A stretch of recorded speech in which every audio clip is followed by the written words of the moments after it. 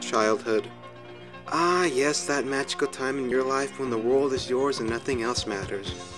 For most kids like me, the world was nothing more but video games and TV. Then one day, you grow out of that, you blossom into a beautiful adult, and you realize, yeah, life really sucks, doesn't it? Anyway, that was my childhood for you. Pretty exciting, huh?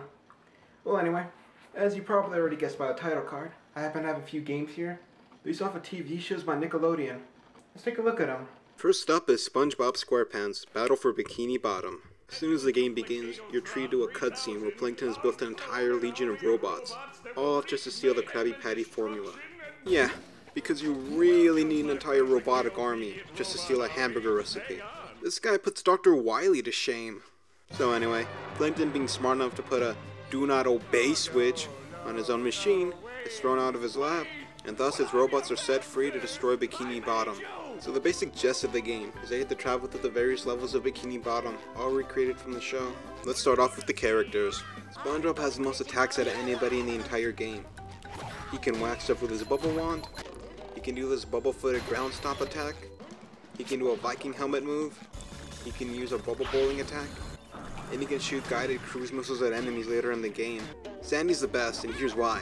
She can karate chop robots, and she's the only character in the game that can glide by using her lasso as a helicopter. She can also lasso robots, which destroys them instantly. Now Patrick's not really the best character, but he has a few moves to contribute as well. For one, he's the only person in the game who can lift and throw things at enemies. He can even pick up and throw robots. And he's the only other person other than SpongeBob that can do that ground stomp move. Next, let's get to the gameplay. The basic plot of the game is you have to maneuver each character from the beginning of a stage to the end. Along the way, you have to collect shiny objects and golden spatulas. Shiny objects are used for unlocking various mini-stages in the game, and for buying golden spatulas from Mr. Krabs. Golden spatulas are used for unlocking new levels and new areas to advance through. Your golden spatula quota for this game is 75 golden spatulas, and you're gonna need it if you want to access the Chum Bucket Lab and beat the game. Next, let's go through the enemy rundown. First up are these generic looking robots, then these robots that shoot tartar sauce, then these disc glove guys, then these hammer guys, these weather bots, some sleepwalking robots, some Mexican robot with a bunch of dogs, these missile throwing dudes, a bunch of triplet robots wearing floaties and sprouting fire, and these gigantic robots that are protected by an oil shield and blow poisonous bubbles at you. So basically, you're in danger's way at all times. The only thing easy about the game are the boss battles, which are incredibly easy and are your traditional boss battles where you study their weak points and strike them 3 times. The only difference is that you swap between SpongeBob and whoever else is in the ring with him. As for the levels, they're all taken from various locations seen in the show. You got Jellyfish Fields, Downtown Bikini Bottom, Goo Lagoon Beach, the Mermalair, Rock Bottom, Sand Mountain, the Kelp Forest, the Flying Dutchman's Graveyard, and Dreamland. But the best part of the game by far is the sliding levels in Sand Mountain. You can play these as SpongeBob, but it's much more fun to play as Sandy because she can glide and she's riding on a board. I mean, look at SpongeBob riding with his nasty tongue. But the best sliding level in the whole game is the slide when you get to Sandy's dream. In case you ever want to know what Sandy dreams about, she dreams about a giant slide in the sky filled with manure trucks and evil cows flying on balloons that throw stakes at her. As for Squidward, he has the nuttiest dream of all. He dreams of a winding staircase made up of musical notes that require master jumping control.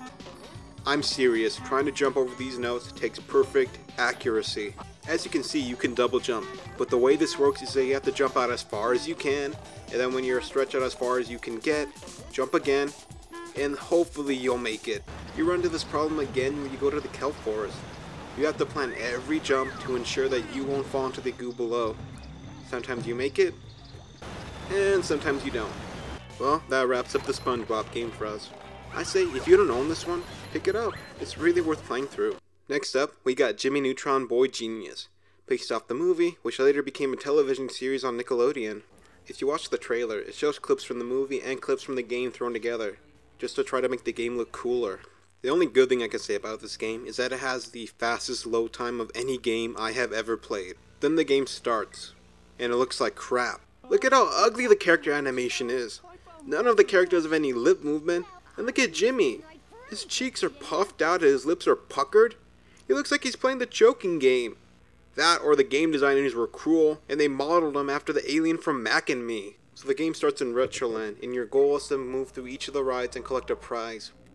I use the word rides loosely because they look more like crappy platformers than they do actual rides. Yeah, I remember when my mom took me to an amusement park and I had to jump over lava just to collect a stupid prize at the end. As for platforming, the game fails because of one major game flaw. The camera. You can't control the camera. That's not uncommon nowadays when you have games like God of War, Dante's Inferno, and Castlevania Lords of Shadow where you can't control the camera either. The only difference is that the camera system in those games is perfect and works around the character. But this is horrible.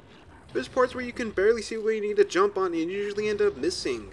The level afterwards is Jimmy's lab, where you have to retrieve missing parts taken from his rocket ship. So there I go. I'm walking, and I'm getting ambushed by radioactive ants. See what I mean? This camera system is completely unreliable. But the other most hated part about this game is the weapons. You can't keep a weapon for a little more than a few seconds without it disappearing. It's a joke. Why would they program it that way? The only attack Jimmy has from the start is this wimpy little kick that's also useless. So then you go underground to find the missing rocket parts that you need. And you have to be very careful about where you jump because there's usually a big ass hungry ant waiting to kill you. You can get the shrink ray to help you out, but like I said, it goes away within a matter of seconds. So there's no use in even getting it. So now the game becomes like a 2D platformer. And it's hard to make your jumps without landing in corroded sewer water or getting munched on by ants. This is where I gave up. This game is just a poor attempt to cash in on a good movie. Well, that's it for now. As far as I know, there's eons of Nickelodeon games out there. So, maybe I'll get to them on a later note. See you soon.